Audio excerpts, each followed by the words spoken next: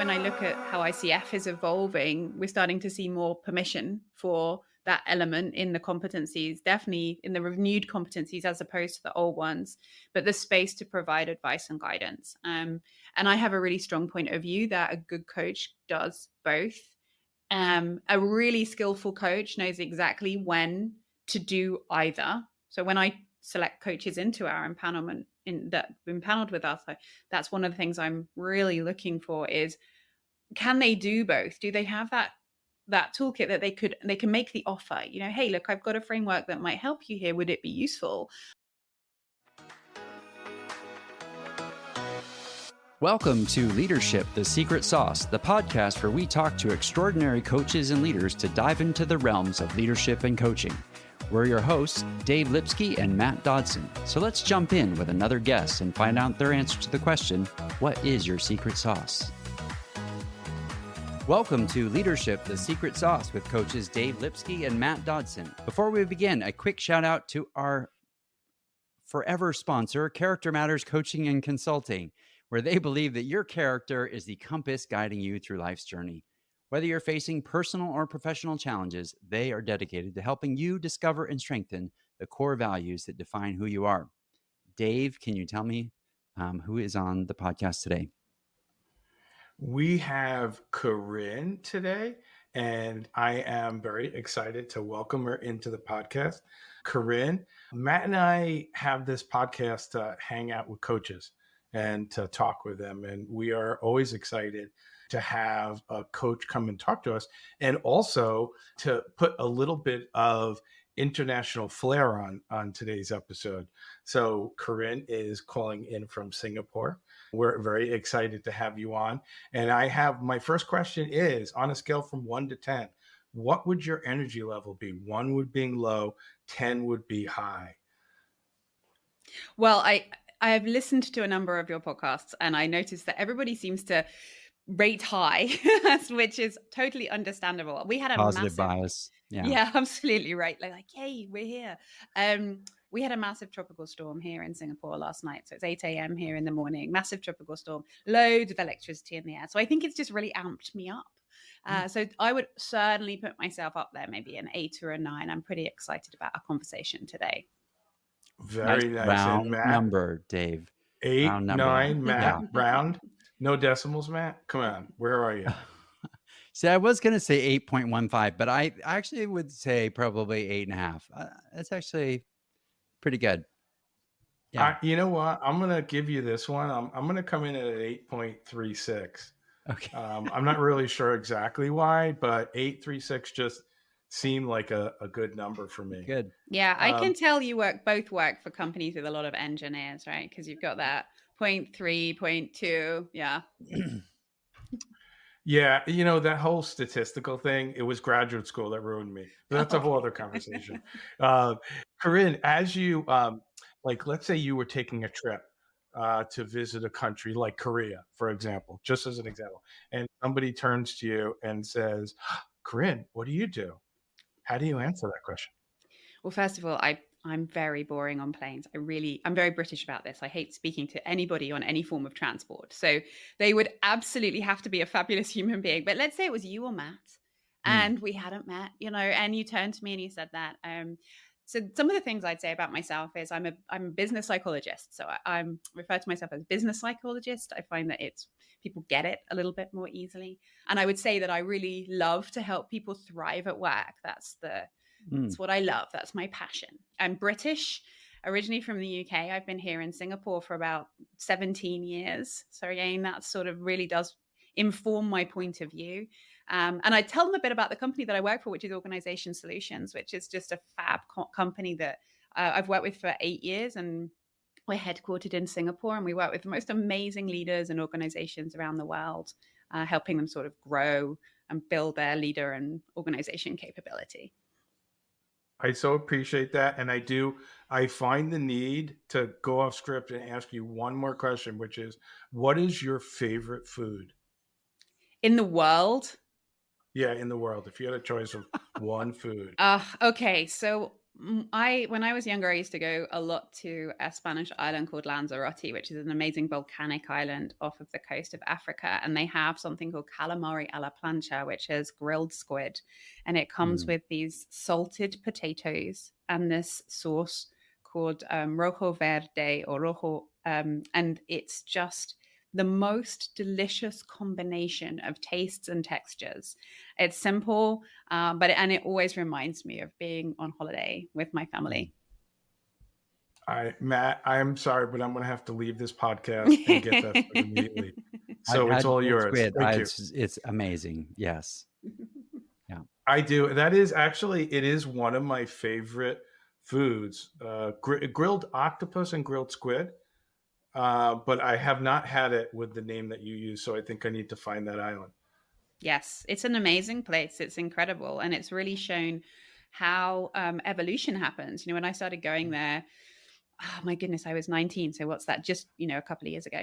It was so bare. They had had a volcanic eruption in the late 1700s, early 1800s. And it was so bare. It was just pure volcanic rock. When you look at it, it's like the surface of the moon. Now, if you come back to Lanzarote, you can see so much flora and fauna. And part of that is because it's been brought in. So it's been accelerated. But it's just changed. The landscape's changed so quickly. And it's just from a geological perspective, it's so fascinating. It really is. So it's definitely worth a visit. And the food's great. Wow. Yeah, I like it, and actually the Earth recovers, and I love the idea of recovery and sustainability and resilience. And I'll kick in. I'm going to turn the first question over to Matt. I was going to ask it, but I feel like I used up too many questions to start, Matt. So, Corinne, what is your secret sauce if you had to describe it? First of all, I just want to say thank you for this question. It's been a really great process of self-exploration for me, actually. So I thought about it when you first asked me, Matt. I thought about it and I came up with a bunch of ideas, and I was sitting in this coffee shop and I was writing them all down. And I thought, hey, this is silly. Like, I should actually ask my coachees and ask them and get their view on what they would say. So I reached out to a number of them. I'm coaching some fabulous leaders at the moment. They're fantastically insightful. And they came up with these super helpful answers. And they were so lovely to read. I mean, it was just such an amazing way to ask for feedback. So genuinely objective and out of context. So I was able to read those things through, and it was just fabulous. So thank you. I loved that process. So I've landed on two things. You'll notice I'm a little greedy. When asked for one, I like to go for a couple. So I hope you'll indulge me. But the first one was really around experimentation. So I love to invite my coachees to experiment. So rather than post-coaching actions, I invite them to run post-coaching experiments. And in my mind, there's a really big difference. When you run an experiment, it allows you to step into the observer frame, and you can set the experiment, you can try something new, and then you can watch the outcome. So you learn and adapt, you can try it again. And, why is this important? Well, I guess for me, what it does is it gives the leaders permission to just try. We work with leaders at all levels across industry. You both do as well. It's one of the things that I notice all the time is that they face this massive pressure to get things right. It has to be right. There's this pressure, either because they're just incredible human beings with this very high standard for themselves, and always have had, or they're working in a regulated industry, or their culture doesn't allow for mistakes. And so they often feel like there's just very little space to try new things. And what I've really noticed is if you ask them to step into the experimentation frame, it just kind of lets them off the hook. It gives them space to try, lets them put a growth mindset hat on, and it allows it to be fun. And I just think we miss fun out of the process so often. It's so interesting when I frame it up that way and I talk about experimentation. Often I can just see their bodies relax. They just kind of go, oh, okay. And sometimes what they'll say to me is, because the other person has a choice. And I'm like, yeah, you can try something. Like you try and be more assertive, or you try and set that boundary, or, you experiment with a different way of interacting, and just watch what the other person do, watch how the system unfolds, what becomes possible. And they're like, yeah, because that person has a choice how they respond. Yes, absolutely. They get to choose and you get to watch. And, and I just love that. And I think it really resonates with leaders in Asia as well. So I've been here for 17 years. I absolutely adore it in Asia. The environment is just so generative. The things I've learned have just been spectacular. One of the big themes when I've been coaching leaders here is that the idea of face, keeping face is so important. The driver of avoiding shame is just, it's massive. It's a really big cultural element. So they really don't want to get it wrong, and often we're talking about coaching themes around that. Often my leaders are working at how do I engage with head office that might be in the US or might be in Europe? How am I speaking up? I've got their head of HR or their line on the or asking me to say, look, we just don't hear enough from them. We want to put them into a global role, but we really need them to find some voice in order to do that. And relationships are so critical. I mean, everywhere in the world, but especially here. So speaking up, it's counterintuitive because you don't want to mess up the relationship. And being able to set that in an experimentation frame just gives them the permission to try that out, to see what happens. And I say to them, look, if it's really stressful, put in a support system. Tell other people you're experimenting. Get the buy-in. Mitigate some of that risk. Get them involved in your success. And they're like, oh, okay, let's do that. So it just helps them, put that into perspective. And your other one? So my other one is the power of a reframe. And this came out really strongly from my coachees, and I hadn't really noticed that I do it, but I'm so happy that they mentioned it. So, just really taking what they've said, reflecting it back in a way that means that they can examine it from a different angle or see facets of the situation they haven't done before. So, sometimes you're asking a question, why, or what becomes possible if that didn't matter, or what's the worst.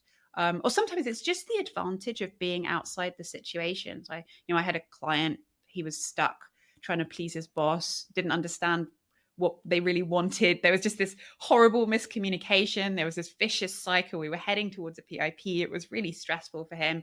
And we realized that he was really super stuck because he was just concerned about his family and his responsibilities. And he hadn't even talked to his wife about it. And when we were talking about that in a completely different way. We've reframed it up. And he realized that he was really creating his own cage. That's what was happening. And I remember it just sits with me. I wanted to bring this example because I was thinking about what's an example of where I've done a reframe. And this one sticks out because the next coaching session I came in and I was like, hey, what's better since last time? Normally my opening question. And then, and he said, hey, I had this amazing conversation with my wife. And he looked like a different human being. It was just like this weight had been lifted. He said, I had this conversation with my wife. She said, hey, if it doesn't work out, don't stress. We can manage the responsibilities. I can step up in my job. We can manage it out. I've noticed you've been stressed. And he'd framed his challenge in a completely different way. And it was really interesting because it unlocked his ability to take more risks, speak up when he needed at work, which is what his boss had wanted. She'd wanted him to really be a bit more innovative. He worked in compliance and be a bit more innovative, take risks, work with people. And he ended up getting promoted. And it was just this really beautiful way of thinking about the situation in a different way. So that sort of element of reframe is important. That's been around for me for a while. I mean, I'm sure you're both super familiar with the work of Richard Heifetz, the idea of adaptive leadership. And that was really the start of that for me, how, when you frame the right challenge and you work on the right thing, then the effort flows. And then you're really able to face that and address that specific challenge itself. What's the connection with reframe and experimentation for you in your coaching? Yeah, I mean, I know that's really interesting. As I was just running through that, I thought, my goodness, the connection's really tight because the idea of experiment in itself is a reframe. And, when you are thinking about how do you step into that observer role, you're changing your identity and you're shifting who you are in the process. So you're literally reframing, you're taking a picture from a different space. Yeah, absolutely. Yeah, good, Matt. I was just going to say, if experimentation and reframe, and your clients told you about it. So, but when did you notice it first in yourself? I think that I'm a scientist, right? So from an experimentation point of view, I I love a good experiment, and I actually wanted to be a molecular biologist. So when I started university, I decided I wanted to be in molecular biology. But I'm a bit like Ron Weasley. So if everybody else's potion is green, mine is blue, and it that didn't really bode well for a science where you basically combine clear liquids. So I thought, my goodness, I don't know what's going to happen if I'm a molecular biologist. So instead of messing with that, I decided to mess with people's minds. And I took a course in psychology, and I just loved it. And so I ended up, where I am as a business psychologist, and I adore it. But being evidence-based is something that's really important. It informs my point of view when I think about the way that we serve our clients, when I think about what's important to us in our values as an organization, and my values as a professional practitioner. Being evidence-based, ensuring that we provide solutions that actually work, or at least we've got theory and evidence behind, is super important. So that idea of experimentation, and we could get into the philosophy of experimentation. I did another course in history and philosophy of science, which completely left field, but honestly, I think every scientist should do. It's so fabulous, and the whole philosophy of experimentation. But certainly, so that element of it has always been there. That idea of take an experiment, try things out, be a scientist. I also, when my coaching started in assessment feedback, and I noticed that's been a bit of a theme with some of the other coaches that you've had on the podcast. And I think that where I've been testing theories with assessment feedback, you're often doing a lot of theory testing, saying, okay, well, these are the things that I see, and how do I test that theory? Does that resonate for the individual you're working with? And I love that. I love the insight and the testing the theories. And I just saw how that experimentation frame really unlocked the opportunity for the client, for my clients. For Reframe, I'm not really sure. I didn't really realize that was part of my secret sauce until my coaches mentioned it. So I've been reflecting on it. But, if I think about the challenges that all leaders are facing right now, and the ones that I see, I run our coaching business at OS, and so I get to work with about 300 coaches around the world. And so I get to see the trends that they're working with, and what the leaders are asking us to support them on, and then what the coaches are. And they're all adaptive challenges, speed and type of change, resilience, cross-cultural, AI, the big one, massive, massive adaptive challenges. And so thinking and how you're reframing their strategic needs is there all the time. This is a bit of an aside, but I think our industry, coaching right now, is facing a huge adaptive challenge. Huge. Fascinating, so exciting. I'm super excited about it. I think there's so many possibilities that the blend of technology and humans will allow. A whole role, a whole identity of coaches coaches going through an adaptive challenge. So I suppose that's a big, there's a big context of that then maybe informs my approach as well. I was thinking, I so appreciate what you said before about your client bringing in the pressure of talking about it at home, and I'm trying to picture, how would I see you inviting that in, creating that space for that client to share that? That's a great question, Dave. I don't know about your practice as coaches, but I think that just as the trust builds and you show a little bit of vulnerability yourself, then you can just drop those levels. I work with a lot of, and I'm sure you guys do too, but I work with a lot of male leaders who have come from either Confucian cultures of what a good leader looks like, or a more kind of very traditional cultures of different kinds, but of a similar theme. This is what the man does, and this is how he supports his family, and this is what I do to be successful at work, and I've got to be the leader from the front. And they can't, they're really struggling to work out what the transition into good leadership looks like now, because it's so different. They've got to be as well as do. They need to engage and motivate their team. They're going through, from an adult development point of view, they're often in that 40s, 50s kind of transition. So they're just working out their next iteration of who they are. Their body chemistry is changing. So I think just being respectful of that and giving them the space, but also allowing that to unfold. If you can build the credibility up front, you have to have the credibility, especially in this, in the parts of the world that I work in. If you don't bring the credibility, then you're shot.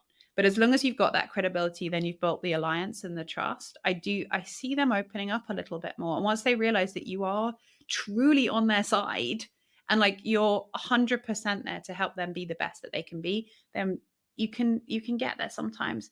There have been coaches that I've worked with who I haven't really been able to get underneath the surface, and that's okay. We coach at the sort of head level and we talk about strategic actions and we do a lot of things that are going to help their leadership progress in terms of strategies on the job. But sometimes you get that drop and everything shifts.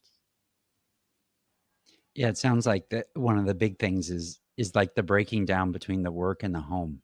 Like that means as a coach, okay, there's a lot more freedom. I can ask more questions. I can connect what they do, who they are at work with who they are at home, and see if there's any inconsistency or maybe even ways they want to be that they're at home that they wish they could be at work, but they don't. They've got their armor up, as Brene Brown would say, and they don't want to actually let that down. So yeah, I think that's a great point, Matt. Yeah.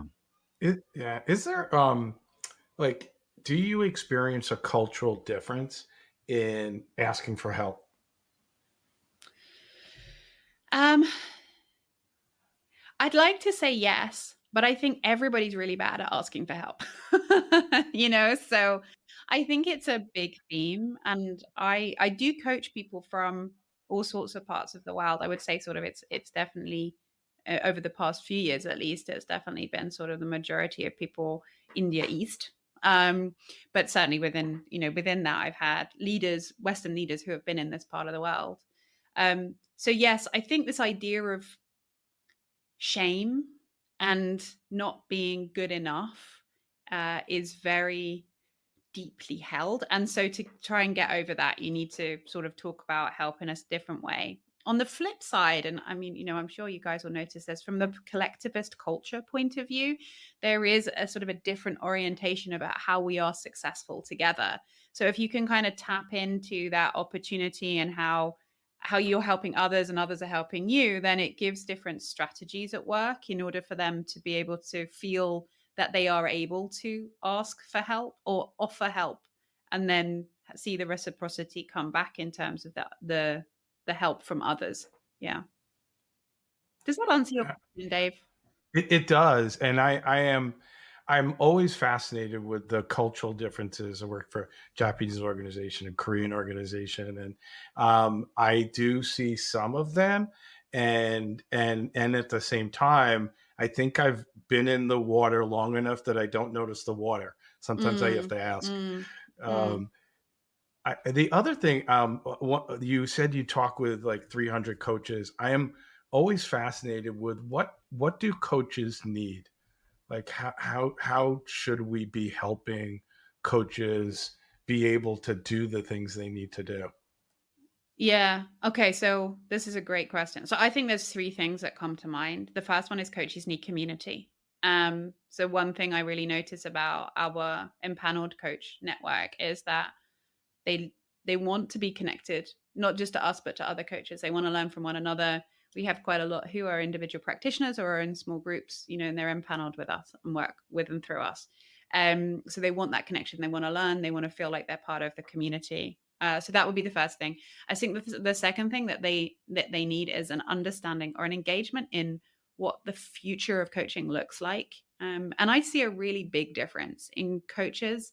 One, which is some are like all in, right? They're like, let's go digital. I want to add a bot. I want to be a bot. I want to kind of really kind of go for this. We're talking about scaling personalized development. I want to be in it 100%, right? You got those. And then you've got on the other extreme, you have the coaches who are saying, hey, this is really not me. Like I did not get into this to have to start any kind of tech. I've got some delightful coaches who I adore, who are amazing coaches and can't really, when I get a Word document from them, it's wonky. If we have to get them on a Zoom call, we're working hard, and they're amazing coaches and I love them and want them as part of my network. But if I think about their readiness for digitalization and their acceptance, and it's not so much an age thing either, it's just their orientation. And I feel like there's a space for everything. My daughter, who's 13, she said to me, can I have a CD player? I was like, all right, love. Like, yeah, it's all coming back because it's all this retro stuff. And in coaching, I do think that there is a growing desire from clients to say, hey, I don't want anything that touches any digital pieces. I really want somebody who's just human interaction. Lots of organizations, even that we work with, who are struggling to integrate tech because of the restrictions in their organizations becoming more and more intense, are saying to me, can we just do something that just takes tech out and we can just go? So there's certainly a space for that. But I think coaches need to be realistic about the future space in which we will be successful. Team coaching, systems coaching, complex issue coaching, and how do we utilize technology like AI in order to augment. And so helping them do that, I think that's the second thing that coaches really need. And then, the third thing that I think that is useful for coaches is really just a sense for what are some of the big challenges that organizations and leaders are facing. So we've talked about like AI, but there's this idea that the space and type of change is just going so fast. That the unit of success is becoming collective, the team effectiveness idea. Dave, you mentioned it, but from your work all around the world, Matt, your work all around the world, this idea of cross-cultural fluency for leaders, the ability to be resilient and adaptable, and helping them build up their toolkit in terms of blending both questions. We focus a lot on this OS, but the blend between questions, great questions, with advice and guidance and frameworks and offers that everybody being coached really does want. They want that blend of those two things. So helping coaches build up their personal toolkit as well. That's it. You know what? That's really kind of fascinating. One of our previous guests just talked about, we have sometimes in our mind like this, we're supposed to actually sort of work within the framework, work within the competencies of coaching. But the higher and higher you go, the more they're asking for, can you give me some advice? Can you really, it's really actually kind of, it's shifting things. Like, I think you have to kind of know or live or be those competencies to know when you could say, hey, can I offer you something that's a little bit, because I want that as a leader. I want the coach to kind of step out of the coach role and just tell me, like, see something that I'm not seeing, because obviously I have blindness, and I'm not going to get out of it without a certain amount of blindness, or showing up with a bunch of people that maybe work for me and not know, like, hey, you're just not seeing it all. Yeah. I agree with that. I have a really strong point of view on this. And actually, when I look at how ICF is evolving, we're starting to see more permission for that element in the competencies, definitely in the renewed competencies as opposed to the old ones, but the space to provide advice and guidance. And I have a really strong point of view that a good coach does both.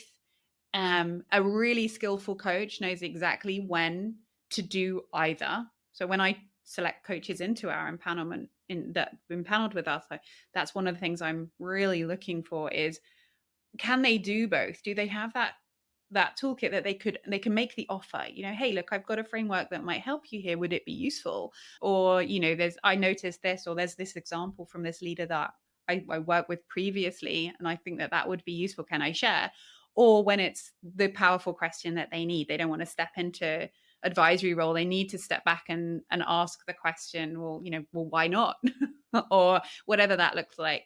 And so that art and science of coaching, that art of being able to select the right intervention, defines to me a good coach. But to be able to blend those two is what the leaders need. 100%, that's what they need. And if we think about the Coaching Alliance, which we know is one of the big drivers of whether a coaching relationship is successful or not, credibility is in there. I mean, it's a classic key part of building that alliance. And I, in my experience, it's very difficult to see how you build that credibility with an incredible leader. We work with intelligent, incredible people leading huge parts of huge businesses, or entrepreneurs with these amazing ideas, scaling up these things. It's our privilege to be able to work with people like that. They're smart. And so to be able to bring that insight or something different for them, both what we can help them uncover, that safe space, so they know that we're different, but also that we can provide those offers. I think it's critical. It's key for us. Yeah, one of the just coaching a leader the other day, and she actually parroted back to me, or just said, "Hey, look, you said this one thing, and I just keep using it over and over again." And it was just an advice phrase, right? You could either be, a victim or a volunteer, or a prisoner, Love it. or, a participant. And she's like, I've just kept going over that over and over again in whatever the organizational transformation that she was experiencing. Yeah.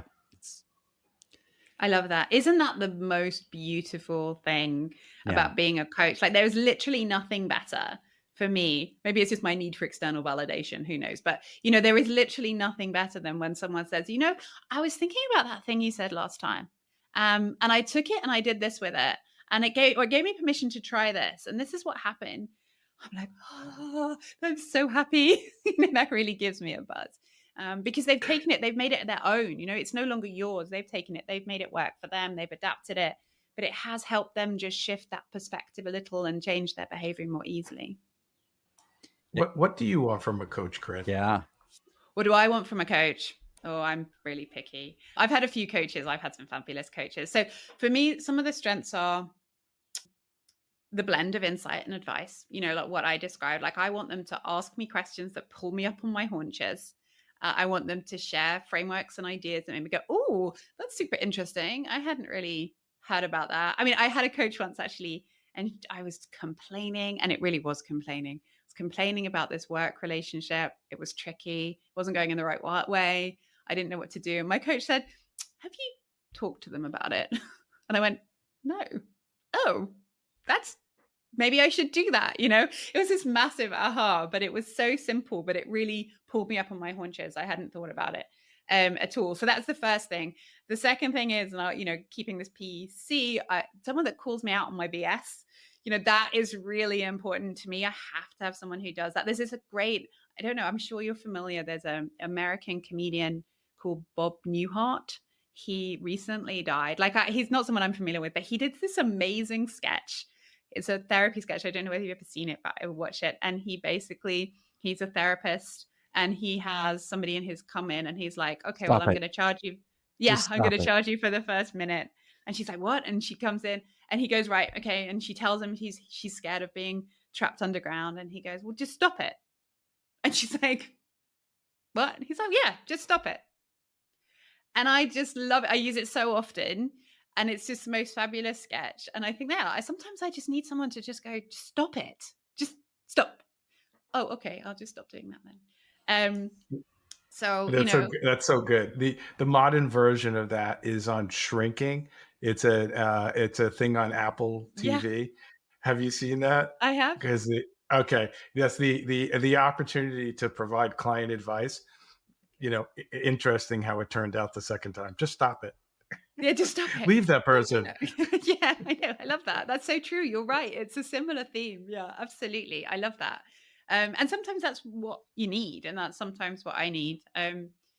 I like something that gets me out of my head. So I'm super good at rationalizing and analyzing. I live in my head. I've had to really work hard to work out that the rest of this body that I have isn't just for carrying my head around. So I do integrate into my coaching I'm a scientist, but I have some woo. I do somatic coaching. I do emotional freedom technique. I'm equine facilitated therapy trained. So I do quite a lot that's sort of body intelligence as well. And again, that's a great experiment. I'll have a leader in their office. And I'm like, hey, do you want to do something kind of crazy? They're like, okay, let's try it, and you're getting them out of their head and you're getting them into their body. And that's important to me because I'll sit there and I'll be listening to my coach and I'll be like, oh, you are using this technique now. And this is the methodology you're using. And when I do that, I'm like, hey, Corinne, you're disconnecting, like reconnect with the purpose of being here. So I need someone that has some of that, keeps me accountable. Something super easy. Actually, I was thinking about that as the idea of a good maxim. I love a good maxim, Matt, just like you. Like, I think they're great for human behavior change. I call them the post-it notes on your screen, right? What are the things that you've got? They're great for that. They're great, like, if I don't want to put my running shoes. Oh, Dave's got his posts. I love that. It's not just work, but it's, if I get up in the morning, I'm like, oh, I don't want to go running. Like, what are those maxims? And I have two favorite ones. And then I want to know what your favorite ones are as well. Because my two favorite are choose your hard, which is like everything in the world is hard. It's hard to get up in the morning and go to work, but it's hard to be unemployed. It's hard to go, lift weights, but it's hard to be old and weak. It's like, you're just choosing your hard, but you get to choose your hard. And the other one that is just a perennial is progress, not perfection. And those, I think, are my two favorite. What about you guys? What are your favorites? Dave, you go ahead. I think I've got one. I find myself saying, and I do a lot of teaching of coaches, so I find myself saying, choose connection over content every time. I love that. Mine is always relationship is the foundation for accomplishment, and then it might be better that way. Oh. Yeah, it might be better. That was deep. Yeah. That was deep. Drop the mic. Yeah, there you go. Yeah, I like that one, Matt. Because I resist rather than resisting. I'm just like, there was a mentor that one time said that, you know what? It may be better that way. I'm like, why did you say that? Anyway. I love that. That's great. Corinne, what 3 resources would you recommend besides the Bob Newhart video, which I will put in the resources so people can actually watch that, or we'll bury them alive in a box once they see it. They will understand. What would you recommend? So I've chosen a few. They're not specifically coaching resources, but it ties back to the themes we were talking about earlier, Dave, which is what I think coaches need right now. And I think they need things that are useful for when they're discussing approaches and strategies with business leaders and thinking about our own resources. So I have a number of them. And again, I'm greedy, so I might have more than 3. I'm just saying. So my first resource is really, it's not a specific resource, but it's the idea of staying open to learning about the future of work from those that are creating it. Now, I'm really lucky. I have a stepdaughter who is in her mid-20s, and she's building this really successful career as a content creator and influencer. 2 things that were never, I can't even imagine what that looks like. It's not been something that's been part of my idea of what work looks like, but she's teaching me about the future of work, what it looks like, this new whole career area. And I find that incredibly valuable to how I think about myself as a psychologist, a scientist, and a coach. The second thing is the ICF has some really great thought leadership resources on their future of work, on future of coaching. I'll send you the links, but they really are fabulous and they're open to everyone. You don't have to be a member to look at them. And they cover a number of different topics. So as a start place for both the future of our industry, but also the future of work in the world, they're a great place. I think all coaches should have something where they go to look at tech and AI trends. So something like CB Insights, which is the one that I tend to use, but there are many others. They often tied to PE or analysts, but just something where you're tapping into, okay, where is this crazy world of AI tech trends going? And then the Visual Capitalist. I love the Visual Capitalist because it is such a great way to access all these ideas about the world around us. And I use it a surprising amount in my coaching and in my thinking about what's important for our business organization solutions as well. I've got commercial responsibility for building a business. So I really need to think about what's happening in our industry and what are our clients' needs and what do we need to be thinking about in terms of building that business and continuing to grow. And so just some of those visual frames actually spark for me quite a lot. That's really interesting. Let me think about that. How does that tie into this leader I'm coaching in logistics, for example? And then, of course, I have to mention Organization Solutions newsletter, which comes out regularly, and you can subscribe to, which is called Grow, which is fantastic. And we put out lots of great content in that. Nice. I want to subscribe. Yeah, go ahead. You can go to our website and subscribe. And aren't they opening up an office in New York, Corinne? Is that happening? There will be, yes, indeed. We are. We will have a US-based physical office as of the beginning of December, I think. Yeah. Welcome to New York. Yeah. Thank you. Yeah. Dave, what's your reflection? My reflection is I just want to start off. I love your energy, Corinne. I feel like I want to talk with you and I want to explore. I do feel like you're welcoming experimentation. And I think the reflection is, in my son is a biomedical engineer, and it's all about judgment. It's being able to judge things. And in talking with you, even though you have the science background, I feel no judgment with experimentation. And I think the power of that combination is part of what you said about, like, how do you build trust?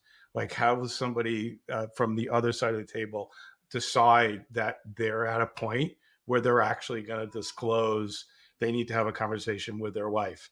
That I find fascinating, and I want to continue to explore. And I really appreciate you highlighting the importance of that. Thank you. I think also, you know what, mine was the insight was the idea that once you've reached sort of beyond the work life, you've really built a sense of trust with your client. Like, all of a sudden, if I can actually talk about those things that are very personal, because they don't stop when I get to the office door, right? I bring them with me. Like, as someone one time I said, you're you 24 hours a day. So why would you think that all of your challenges at home would not affect when you get into an office? Like, they don't go away.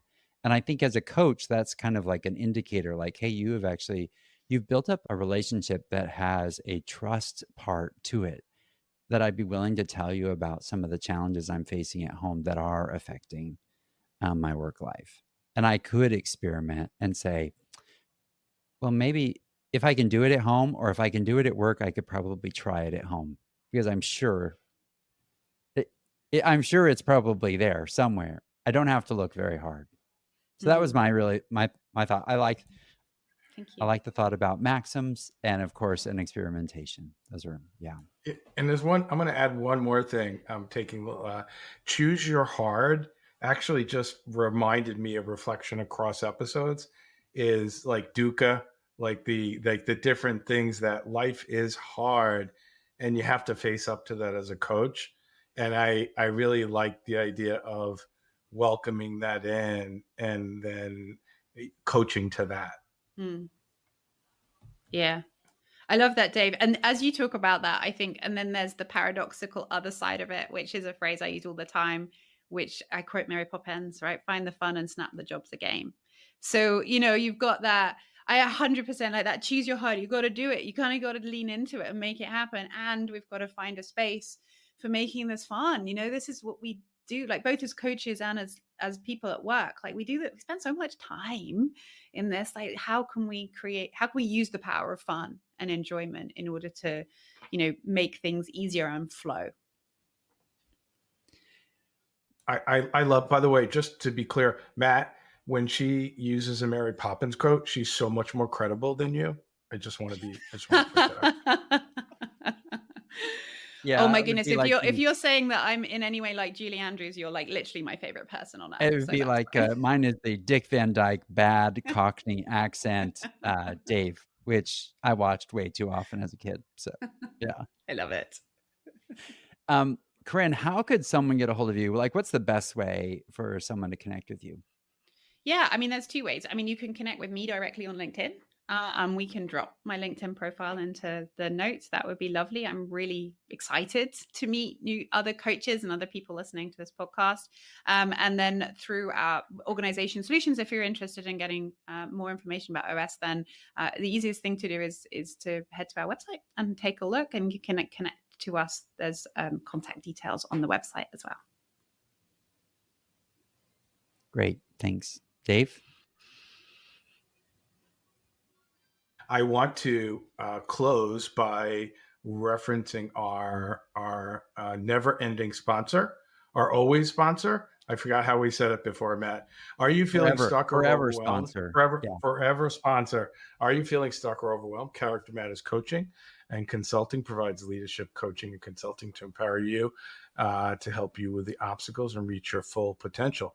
Visit charactermatterscoaching.com to learn more about their transformative coaching and how to get connected to Matt for your organization and to learn the next best Mary Poppins quote. And there's a snap. And the job is done. Thank you, Corinne. We really appreciate you being on the podcast. It's a blast. Thank you so much. It's been such fun and a fabulous way for me to start my weekend. Thanks for listening. If you love this podcast, please share it with another coach or leader. Make sure you go to the show notes to get all the resources from today's episode.